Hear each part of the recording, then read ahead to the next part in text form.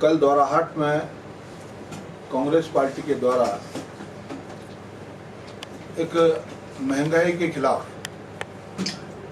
एक कार्यक्रम रखा गया था, जिसमें कि गांव के जितने भी लोग आए उनको बुलाया गया। तुम्हें की आर्थिक सहायता भी दी जाएगी और महंगाई के खिलाफ जो है हम लोगों ने धरना भी देना है।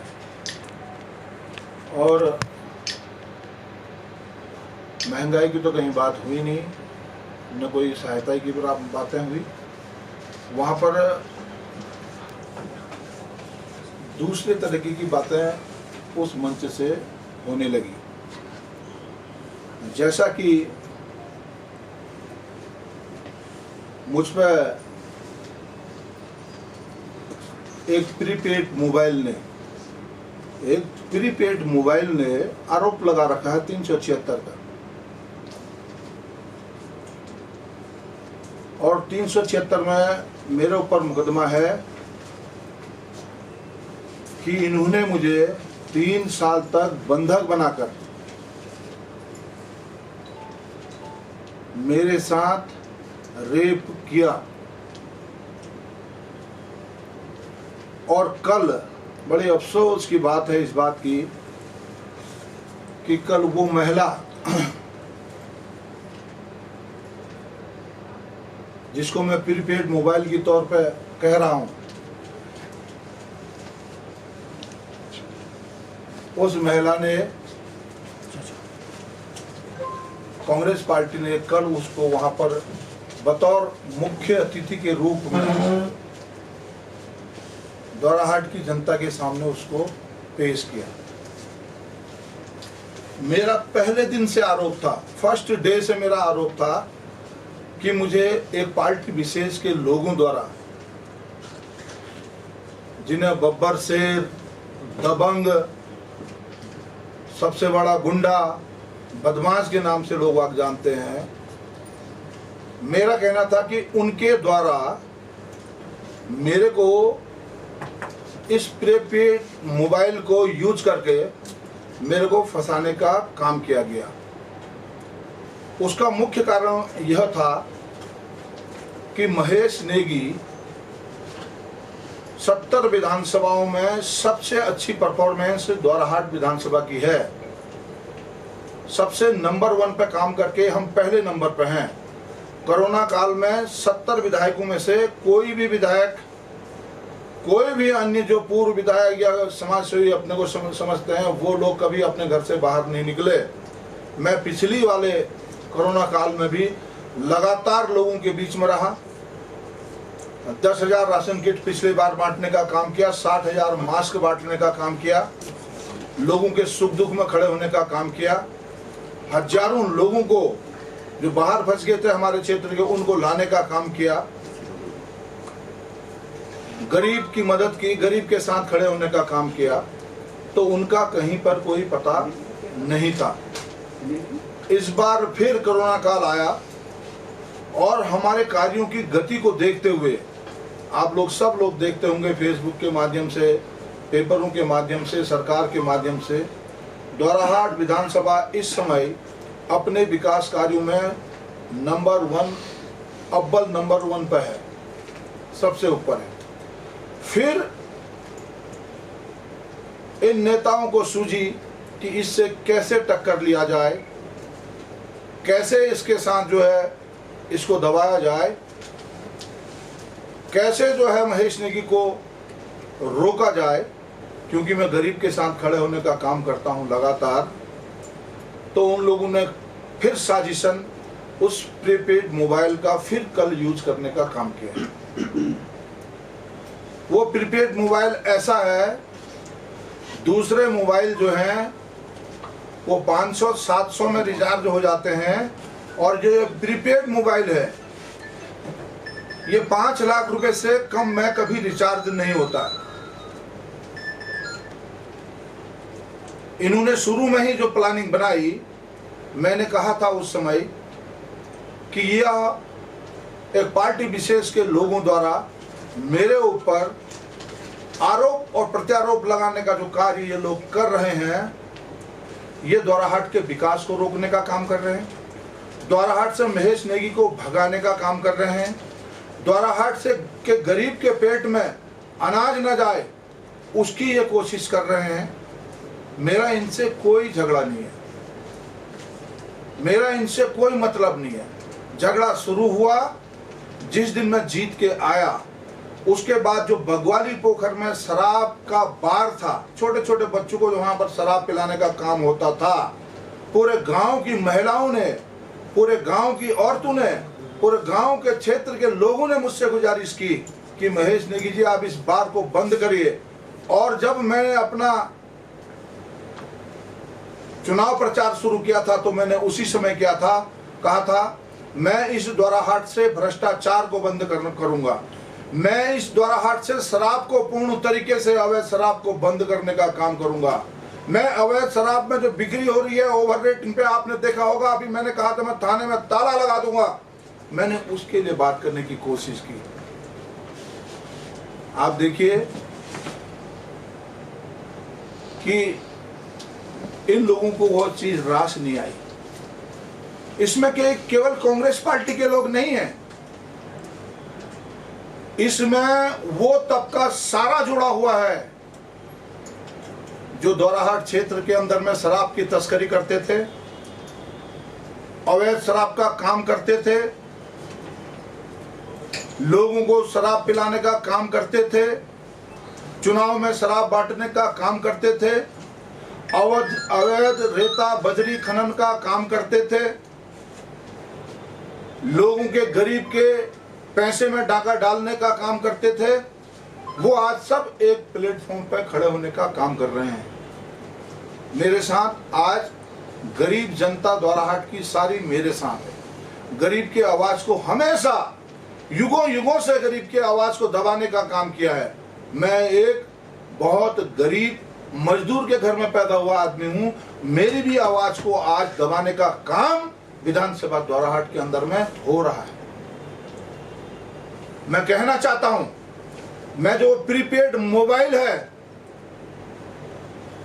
वो दोराहाट की जनता एक एक उसको जानती है अच्छी तरह से, अल्मोड़े तक उसको सब जानने लग गए हैं और पूरे प्रदेश के अंदर भी उसको जानने लग गए हैं। किस तरीके से उसको कांग्रेस पार्टी ने मोहरा बना के मेरे खिलाफ यूज करने का काम किया। आज तक मैं आपको बता रहा था कि यह षड्यंत्र है कांग्रेस का। कल आपने देख लिया होगा जब वो मंच पे मुख्य अतिथि के रूप में वहां पर आई और उसके नारे लगे, आप संघर्ष करो हम आपके साथ हैं। तो ये पूरा जग जाहिर हो गया है कि यह खेल पहले दिन से ही कांग्रेस का खेल था। मैं इसको पहले दिन से कह रहा हूं, यह खेल कांग्रेस का खेल है। यह ऐसी संस्कृति पहाड़ों में नहीं हुआ करती है। मैंने आज तक, मेरे पास सारे डॉक्यूमेंट्स आपके पास रखे हुए हैं, मैं हर चीज का साक्ष्य लेके यहां पर आया हूं।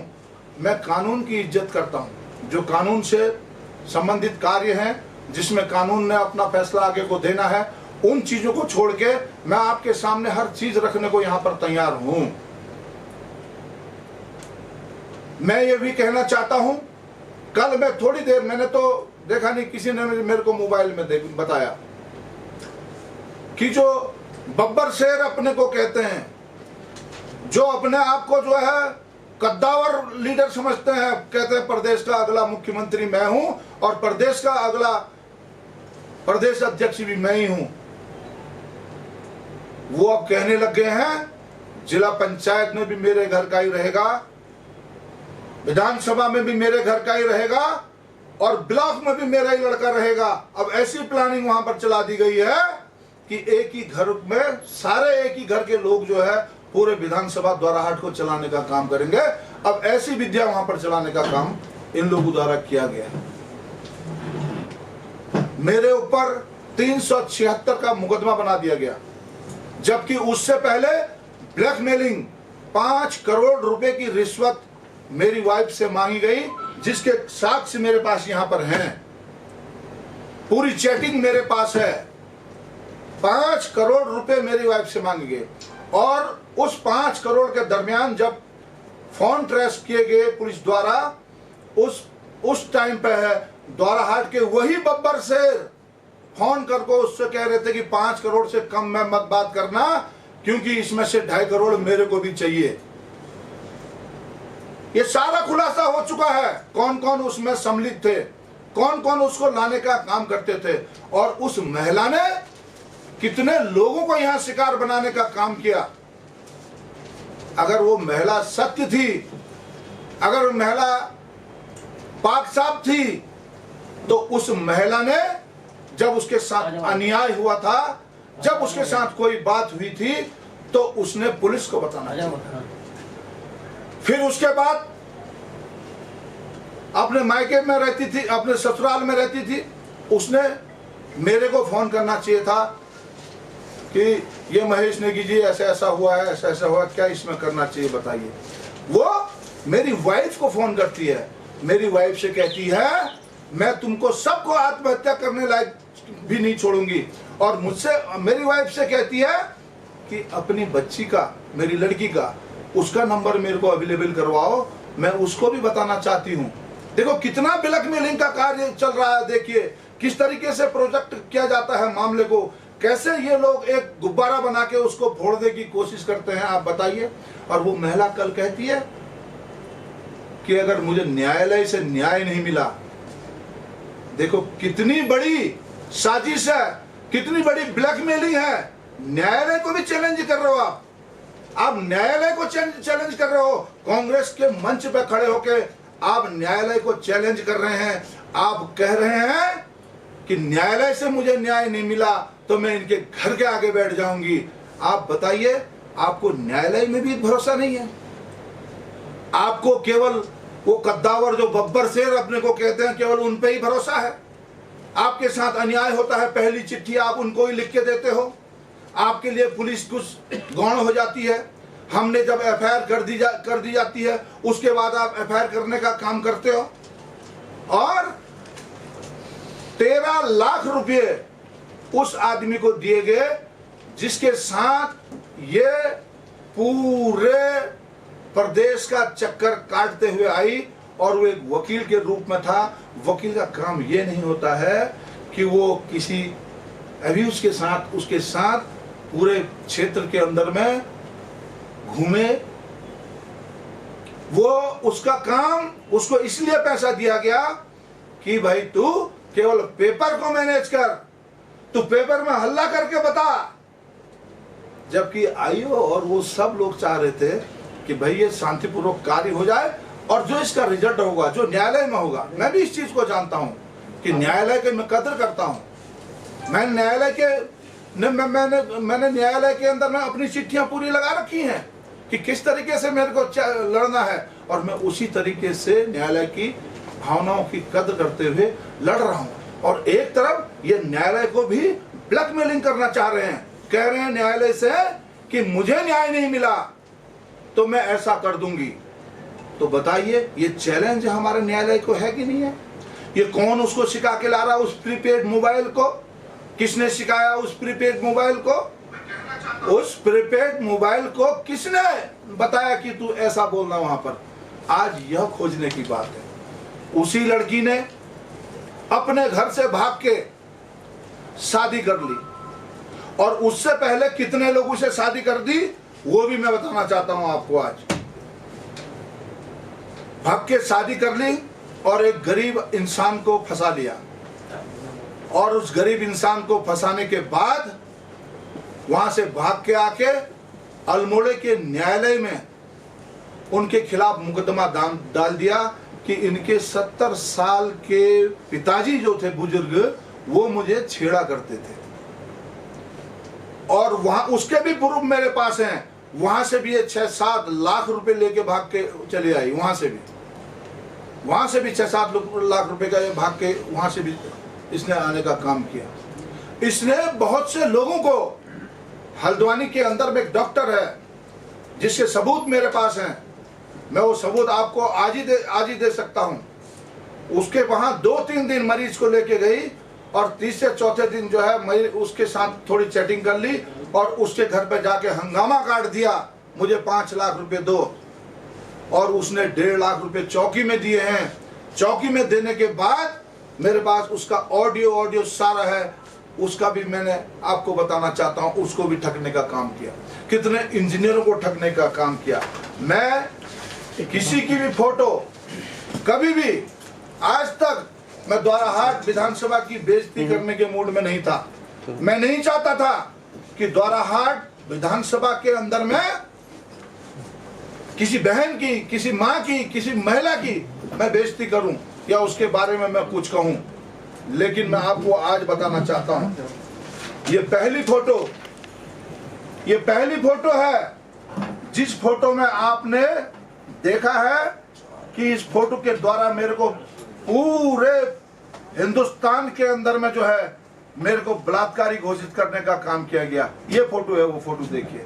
और इस फोटो को क्रॉप करके डाला गया है। ये लड़की क्रिश्चियन है और 25 दिसंबर के दिन इन्होंने मुझे क्रिसमस पे अपने घर पे बुलाया। मेरे पड़ोसी होने के नाते मैं जाता था, मैं गया उनके घर और पूरे फैमिली के साथ ये फोटो थी। और इस फोटो को उसने क्रॉप करके पेपर में डालने का काम किया, जो कि हर न्यूज चैनल पर ये फोटो चली। आज मैं बताना चाहता हूँ, ये क्रॉप करके ये फोटो डाली गई, ये क्रॉप करके ये फोटो डाली गई। इसके भी सबूत आज मिल चुके हैं, ये क्रॉप करके डाली गई। ये इनके दूसरे साजन है। देखिए आप एक एक करके, ये इनके कौन है दूसरे साजन है, ये देख लीजिए, अच्छी तरह से देख लीजिए। ये पूरी फोटो आप देख लीजिए किस तरीके से इनका कार्यक्रम चल रहा है। ये इनके तीसरे साजन है, ये इनकी फोटो देखिए। ये इनके चौथा कार्यक्रम है, देखिए।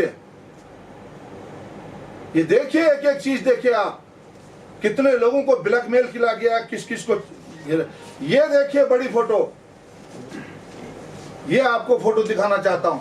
ये चरित्र है इन महिलाओं का, जो ये पूरे पहाड़ के अंदर में गंदगी फैलाना का काम कर रहे हैं। और जिनके साथ कांग्रेस के लोग जो अपनी बहन बता रहे थे इसको, अब कहे ना मेरी बहन है, इतने लोगों की असमत इसने लूटने का काम किया है, इस प्रीपेड मोबाइल ने। ये जो इसने भाग के शादी की थी, किसी को पता ही नहीं चला। इसने अपने को अनाथ बताया, मैं अनाथ हूं, और उस आदमी को फंसा लिया। अकेले जाके जो है वहां पर शादी कर ली, घर से भाग के शादी कर ली। ये उसके हस्बैंड की फोटो है, ये उसके एक नए दोस्त की फोटो है, देखिए। ये उसके नए दोस्त की फोटो है, ये देखिए। ये इस तरीके से ब्लैकमेल करती थी। देखिए, आज बताना चाहता हूं आपको, ये रात में या दिन में लोगों के साथ वीडियो कॉलिंग करती थी। और ये वीडियो कॉलिंग में नीचे आदमी आ जाता था इस तरीके से, और उससे अश्लील बातें करते हुए सब कुछ करवाते उसके साथ।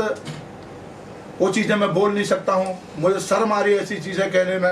ये करने के बाद उसको ये ब्लैकमेलिंग का काम ये करती थी। ये देख लीजिए, ये देखिए एक नया दोस्त इसका ये है, देखिए ये एक नया दोस्त और है, ये इसके साथ। ये देखिए लेटी हुई फोटो, ये एक नया दोस्त और ये है। ये बताइए ना, कांग्रेस वाले बताएं इसको, ये कौन लोग हैं। ये अपनी बहन के लिए कह रहे हैं, मेरी बहन बहन बहन करके। आज बताएं ये बहन कौन है इनकी, कहां की बहन है ये, जिसने पूरे विधानसभा द्वाराहाट के नाक कटाने का काम किया है। बताइए, ये बहन है उनकी। ये देखिए इतनी फोटो इकट्ठे हैं, ये बनाने के टाइम नहीं मिला, आपके सामने भेज रहा हूं। देखिए,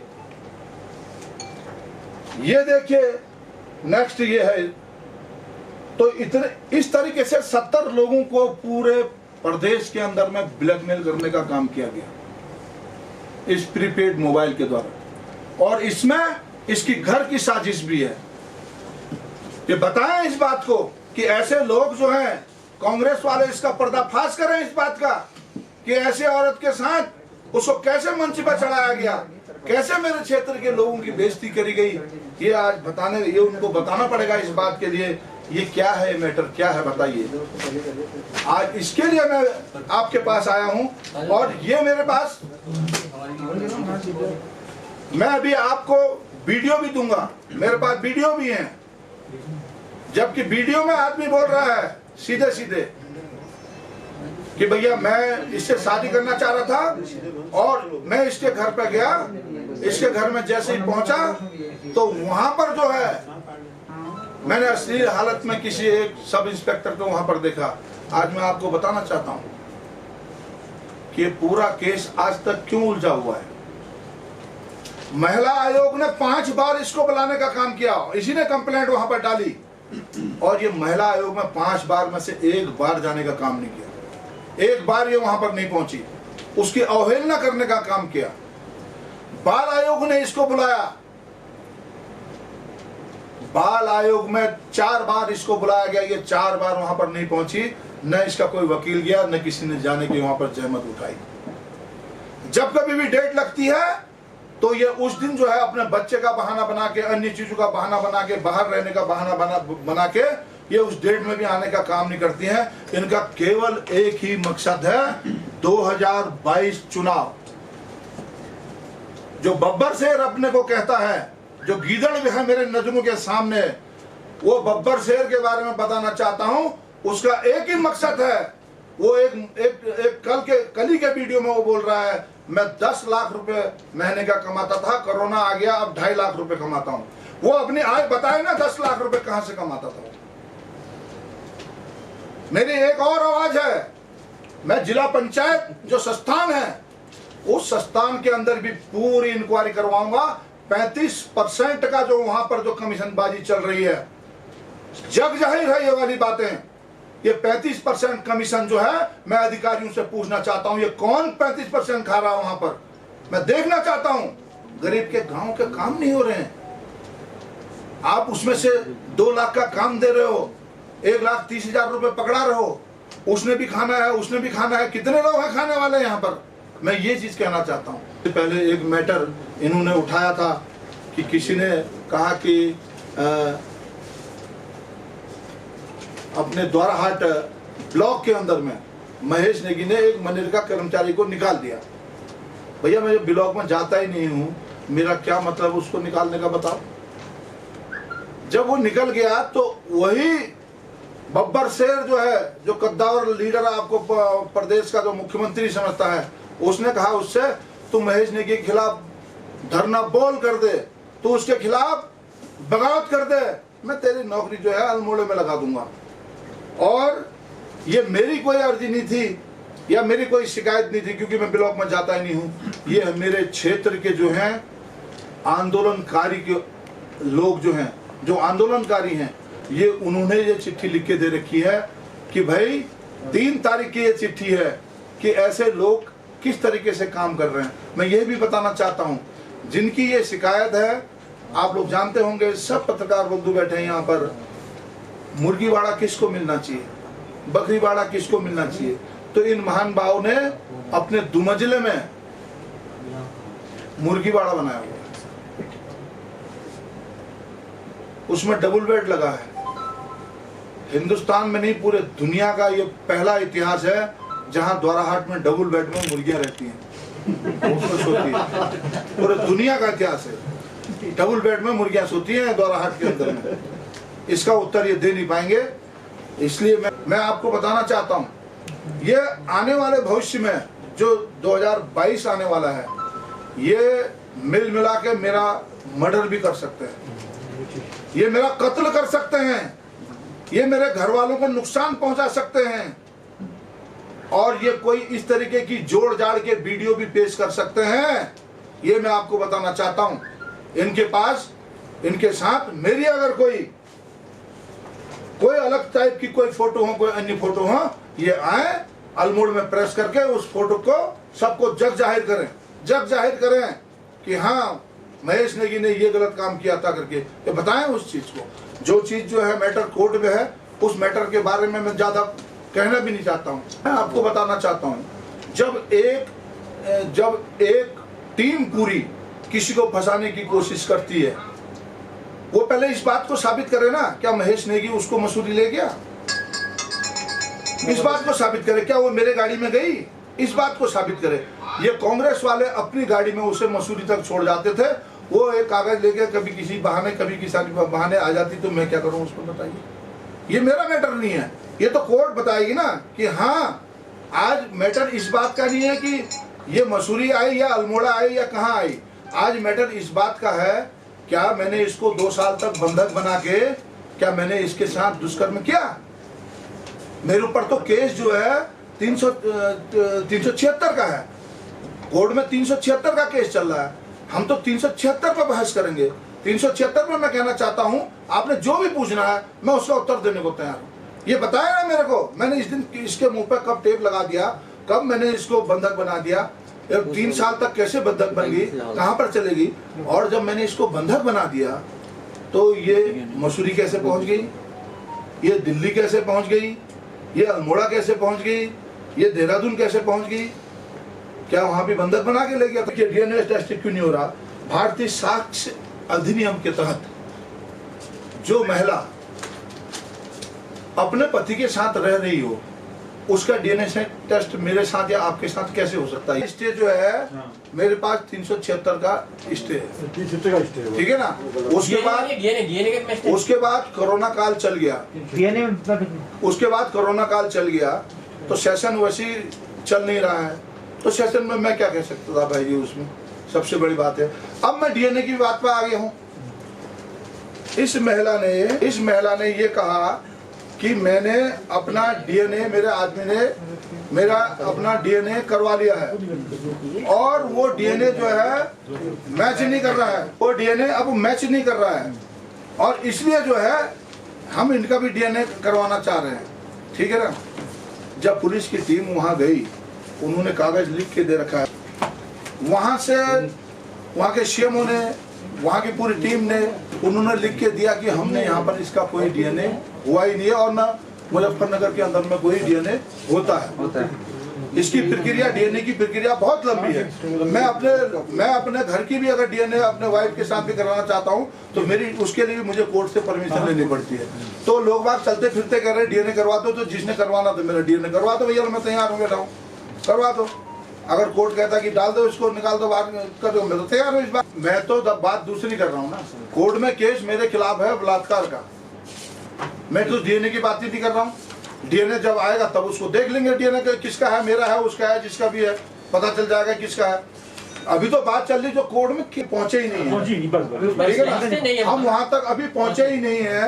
अभी तो केस हमारा दूसरा है, जो इन्होंने मेरे खिलाफ केस किया है 376 का मेरे खिलाफ है, उसको छोड़ के 506 का मेरी वाइफ के खिलाफ है, हमें मारने की धमकी दे रखी है, ठीक है ना। उस पर जो है, उस पर स्टे, अधिवक्ता लोग भी जान रहे हैं, ये लोग पत्रकार लोग भी जान रहे हैं, ये सभी लोग जान रहे हैं कि अब इसके हाथ में कुछ बचा नहीं है। इसीलिए तो वो कह रही है ना कि मुझे न्यायालय में न्याय नहीं मिलेगा। क्यों कह रही है न्याय नहीं मिलेगा? अगर सच्ची रिपोर्ट तुम्हारी है, और रिपोर्ट भी मैं आपको बताना चाहता हूँ, पहले इन्होंने लिख दिया रिपोर्ट, 2016 से इन्होंने मुझे बंधक बनाया उस मकान में, और बाद में इन्होंने संशोधन किया उसको, क्योंकि 2016 में तो चुनाव भी नहीं हुए थे, 2017 में चुनाव हुए, 2018 में मैं कहीं रहता था, 2019 में मेरा मकान बना वहां पर, तो इनने 2000 हबड़ा दबड़ी में 2016 लिख दिया उसको, वो भी मेरे पास डॉक्यूमेंट्स हैं पूरे, ठीक है ना। तो ये सारी मनगढ़ंत कहानियां बनाई गई हैं। जो कुछ भी हुआ है, आज मैटर इस बात का नहीं है कि ये कौन है क्या है, बताओ। न्यायालय का आदेश का मैं सम्मान करता हूँ, मैं बाध्य हूँ उसके लिए। उससे मैं शादी करना चाहता था, एंगेजमेंट करना चाहता था, पर उससे पहले ही मैंने उसको एक दिन घर फोन किया मम्मी को कि मम्मी कहाँ है, तो उसकी मम्मी ने बोला वो दोरहाट में है, अभी बाजार गए हम, बात अभी नहीं करा सकते। ठीक है, तो मुझे थोड़ा शक सा हुआ यार कि मैं लड़की को भी फ़ोन कर रहा हूँ तो वो थोड़ा मुझे निगलेक्ट टाइप का कर रही है। उसके बाद मैंने इनके देहरादून जहाँ किराए में रहते थे, चुपचाप उसको बिना बताए मैं चले गया कमरे में, जो कि सनगर चौक के आगे इनका कमरा है। तो वहाँ मैंने एक मिनत सुनो ना, एक मिनट जनेंद्र राणा जो कि उत्तराखंड पुलिस में सब इंस्पेक्टर है, एक मिनट का तो कुल है भाई, मैंने असली हालत में वहाँ देख लिया। तो ये डर गई कि ये अचानक कहाँ से आ गया यहाँ। सुना ही नहीं आपने असली चीज। तो कोर्ट आपसे कहेगी डीएनए के लिए तो आप तैयार हैं? बिल्कुल तैयार रहूंगा एकदम। कोर्ट की मैं हमेशा इज्जत करता हूँ और कोर्ट की इज्जत कर रहा हूँ मैं। मेरे ऊपर 376 का मुकदमा है, ये उस मुकदमा को टिल्ट करने के लिए जो है इसमें डीएनए की बात कर रहे हैं। ये उस मुद्दे पे क्यों नहीं आ रहे हैं ये 376 के मुद्दे पे आए पहले, क्योंकि बड़ा केस वो है 10 साल की उम्र कैद, उसमें 10 साल की कैद से उम्र कैद उसमें हो सकती है। ये उसमें आए ना, मेरे से बहस कर रहे हैं उसमें। जिस बात को ये डीएनए कर रहे हैं, डीएनए में तो कुछ होना ही नहीं है। अगर कोई बात भी होती है तो कोई बात नहीं, भरण पोषण देके अपना काम खत्म। बिल्कुल इसमें एक दिन की भी जो है कोई कहीं आपको जेल नहीं हो सकती है, आपको कोई बंद नहीं कर सकता है। लेकिन मैं कहना चाहता हूं जो बड़ा मुद्दा है उसको जो है अभी इनको दिखाई दे रहा है कि इस मुद्दा हमारे हाथ से निकल रहा है, तो उस मुद्दे को गौण करने के लिए ये दूसरे मुद्दे को खड़ा करने का काम कर रहे हैं।